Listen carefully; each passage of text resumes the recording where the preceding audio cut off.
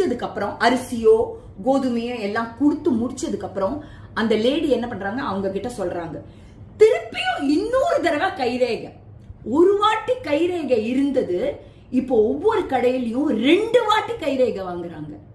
So அடுத்த தடவையும் ஒரு தடவை கைரேகை. அப்பவும் அந்த கைரேகை நிறைய பேருக்கு சரியா அமைய மாட்டேங்கிறது. போட்டு போட்டு போட்டு என்ன பண்றீங்க நீங்க?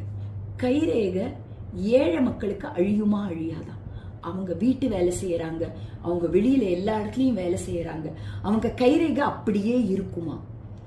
ஏன் உங்களுக்கு ஒரு மனுஷங்களை பத்தி அந்த அந்த கார்டு வச்சிருக்கிறதுல நம்பர் இருக்குல்ல, அதை வச்சு நீங்க ரேஷன் அரிசி கொடுக்க முடியாதா? ஒரு மனுஷனை நீங்க எவ்வளவுதான் துன்பப்படுத்துவீங்க? எனக்கு ரொம்ப மனசு கஷ்டமா இருந்தது.